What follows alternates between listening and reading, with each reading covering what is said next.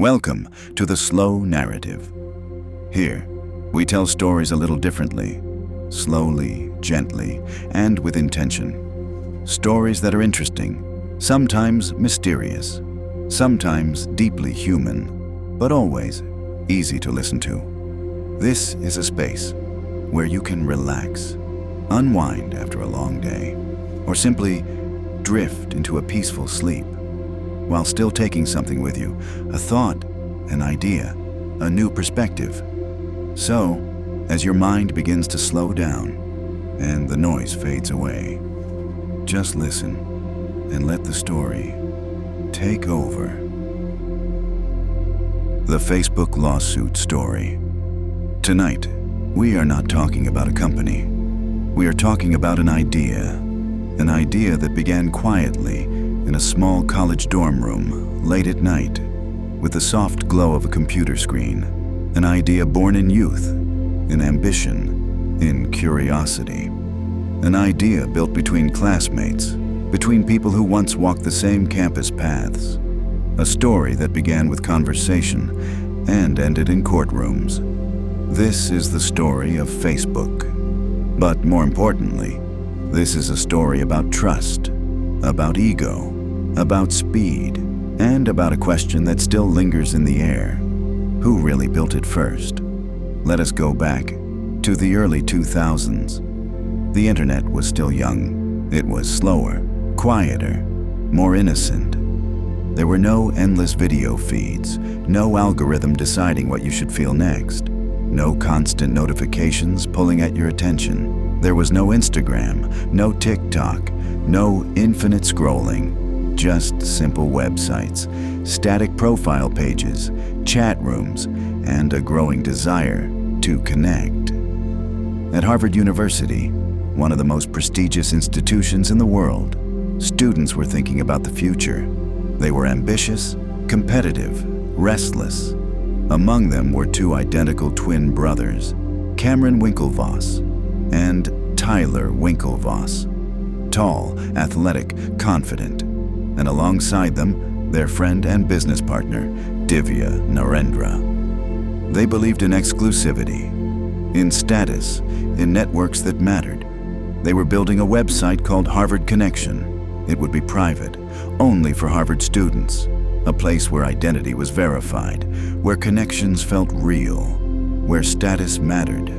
But there was a problem. They needed someone who could build it properly, someone skilled, someone fast, someone who understood code deeply. That someone was a sophomore named Mark Zuckerberg. Mark was different, quieter, reserved, but brilliant with computers. He had already built small programs that spread quickly across campus.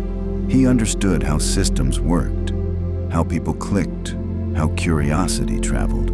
When the twins and Narendra approached him, they explained their vision: a social network, exclusive, elite, Harvard only. Mark agreed to help. He listened carefully. He exchanged emails. He attended meetings. He said yes. But while he was supposedly working on Harvard Connection, something else was happening, silently, in the background. Mark was building something of his own, not Harvard Connection, but something that felt similar, something simpler, cleaner, faster. He called it the Facebook. In February 2004, the Facebook quietly launched. At first, just inside Harvard. Students could create profiles, upload a photo, list their interests, see who was in their classes. It was basic, but powerful. Within days, hundreds joined. Within weeks, thousands. The idea spread beyond Harvard, to other Ivy League schools, then to universities across America. It moved quickly, faster than anyone expected. But for the Winklevoss twins and Narendra, this was not exciting news. It was alarming, because the concept felt familiar, too familiar. They believed Mark had delayed their project intentionally, that he had studied their idea, understood it deeply, and then launched his own version first. They felt betrayed, not just professionally, but personally. They accused him of stealing their idea, and so they filed a lawsuit. The claim was serious. They argued that Mark had committed fraud, that he had broken trust, that he had used insider knowledge to build a competing platform. Mark denied everything. He insisted the ideas were different, that social networking was not owned by anyone, that many people were thinking about similar concepts at the time, and in some ways, he was not wrong. The early 2000s were full of experimentation online. MySpace existed, Friendster existed. The idea of connecting people digitally was already in the air. But the question was not just about the idea, it was about access, about timing, about promises made in private emails. The legal battle stretched on. Lawyers examined thousands of messages, old email exchanges, server logs, draft versions of websites. Every sentence mattered. Every delay was questioned. Every timeline was reconstructed carefully. Meanwhile, Facebook was growing rapidly, from college campuses to high schools, then to the general public. Investors entered the picture. Money flowed in. Valuations climbed.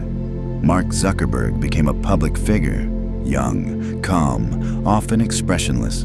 The twins became symbols, too, of grievance, of rivalry, of the other side of the story. In 2008, after years of tension, a settlement was reached. Facebook agreed to pay $65 million, part in cash, part in company stock. At the time, it seemed like a large sum, but as Facebook's value exploded in the following years, that stock became worth far more. The lawsuit officially ended, but the debate did not, because the deeper question remained: what does it mean to own an idea? Is it the one who speaks it first, or the one who builds it fastest?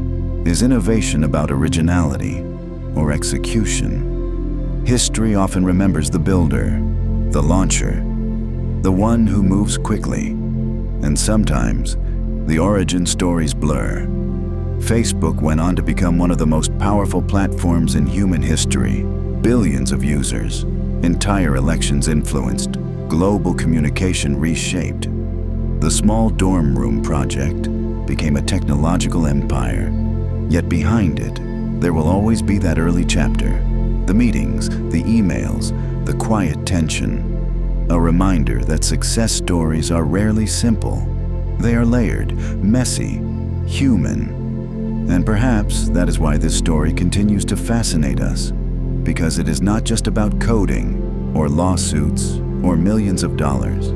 It is about ambition, about young people trying to build something meaningful and colliding along the way. It is about trust placed in the wrong moment, or trust misunderstood. And as you close your eyes tonight, consider this gently. In a world driven by ideas, speed often wins, but speed has a cost. And sometimes, the line between inspiration and betrayal is not clear. It shifts, depending on where you stand. This was not just the story of a lawsuit. It was the story of youth, of rivalry, of vision, of consequence, and of an idea that changed the world. This was the story of the Facebook lawsuit.